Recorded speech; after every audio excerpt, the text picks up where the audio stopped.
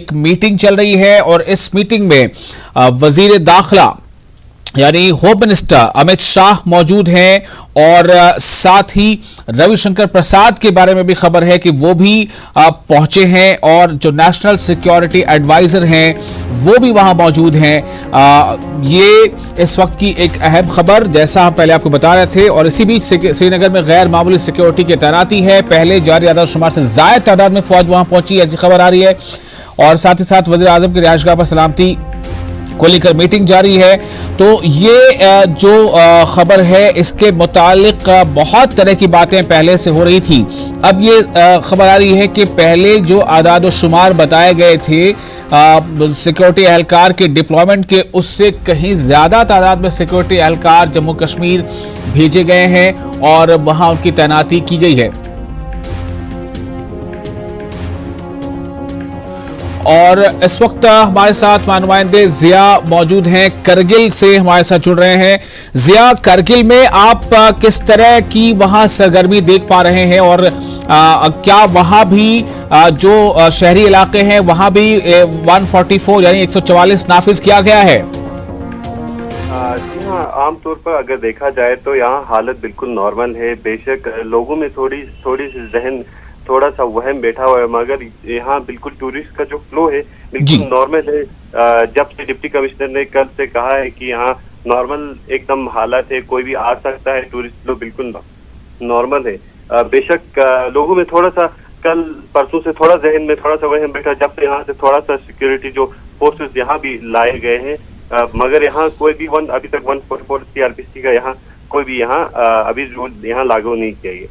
जी, तो जो सयाह हैं क्या वो थोड़ा परेशान हो रहे हैं इस बात को लेकर कि जम्मू कश्मीर के दूसरे हिस्से में इस तरह की खबरें हैं, सिक्योरिटी एहलकारों की तैनाती ज्यादा से ज्यादा हो रही है, कई जगहों पर बैरिकेडिंग हो रही है। क्या उस इलाके में जहां आप हैं वहां आसपास भी टेलीफोन काम करना बंद कर चुका है या फिर टेलीफोन अभी काम कर रहा है? चूंकि कश्मीर के ज्यादातर हिस्सों में टेलीफोन, लैंडलाइन सब बंद है।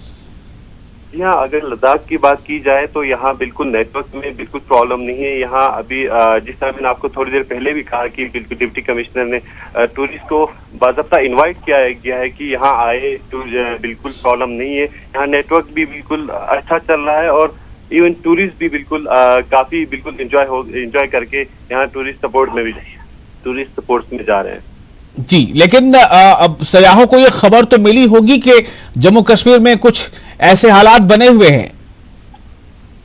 बेशक वादी की हालत थोड़ा देख के थोड़ा परेशान है, मगर कुछ जो सयाह हैं वो थोड़े वापस जा रहे हैं, बट ज्यादातर लोग यहाँ अभी ठहरे हुए हैं। और जो मकामी लोग हैं उनमें किस तरह की बातें आप सुन पा रहे हैं? ये जो खबर आ रही है कि कोई बड़ा फैसला हो सकता है, कोई बड़ा पॉलिसी डिसीजन के बारे में गौर फिक्र किया जा रहा है जो जम्मू कश्मीर के ताल्लुक से हो, जो यहाँ के अवाम के रहने सहने सोचने का शायद रंग ढंग भी कुछ हद तक बदल दे। बिल्कुल सही कहा। जब से ये हालत खराब होने की बात जो आई है, खासकर यहाँ के जो बच्चे खासकर जम्मू या श्रीनगर में पढ़ते थे, वो कल रात को लगभग यहाँ 60-70% जो बच्चे थे जो वहाँ पढ़ते थे वो आज रात को ही यहाँ पहुंचे हुए हैं। जी, और क्या आप बताना चाहेंगे इस वक्त, चूंकि आप करगिल से हमसे बात कर रहे हैं और बहुत ज्यादा सुर्खियों में हमेशा बना रहता है करगिल, और कौन सी ऐसी जानकारी है जो आप इस वक्त शेयर करना चाहेंगे हमारे नाज़रीन से? विष्णु, बेशक अभी जो हालत बनी हुई है वादी की, जो वादी का हालत है उसकी वजह से लोगों में थोड़ा सा जहनी परेशान है, मगर यहाँ के जो इंतजामिया है वो इसको काफी अच्छे से कंट्रोल कर रही है। हाँ, थोड़ा सा एजुकेशनल सेक्टर में थोड़ा फर्क पड़ा है। यहाँ लोग बच्चे बाहर से जो पढ़ने के लिए गए थे वो वापस आ रहे, जो खासकर कारगिल से जो दूर दराज इलाके में जाते थे वो वापस थोड़ा सा डरे हुए हैं। बट ऑल ओवर अगर सिचुएशन में देखा जाए तो बिल्कुल नॉर्मल है, खासकर लेह कारगिल दोनों लद्दाख में खासकर देखा जाए बिल्कुल अच्छा सिचुएशन है यहाँ। जी, चलिए, ये अच्छी बात है कि आपने कम से कम कुछ अच्छी खबर सुनाई और खास तौर से करगिल में जो सयाह मौजूद हैं अभी करगिल या उसके आसपास, और उन्हें वहां किसी तरह की कोई दिक्कत का सामना नहीं करना पड़ रहा है। और बता रहे थे अभी हमें जिया हमारे नुमाइंदे की, बल्कि वहाँ जो लोकल इंतजामिया है वो इनवाइट कर रही है टूरिस्ट को, सयाह को, कि आप हमारी तरफ आइए और सयाहत का लुत्फ लीजिए। ये एक अच्छी खबर सयाहों के लिए, खास तौर से अगर वो किसी दूसरे हिस्से में है तो करगिल का रुख कर सकते हैं। तो हम लगातार आपको जम्मू कश्मीर के हालात पर खबर दे रहे हैं। सुबह से जो वहां पर हालात बने हुए हैं, अलग सुबह की तस्वीर हमने आपको दिखाई और पल पल वहां किस तरह से मंजरनामा बदल रहा है। आप यूं समझ लीजिए कि लगभग ज्यादातर हिस्सों में जम्मू कश्मीर में 144 दफा जो है वो धारा लागू कर दी गई है। ज्यादातर लोगों से यही चाहा जा रहा है कि वो अपने अपने घरों में ही रहें, बाहर ना निकलें। जो हमारे नुमाइंदे बता रहे थे कि सुबह पेट्रोल पंपों पर काफी लंबी कतार देखी गई।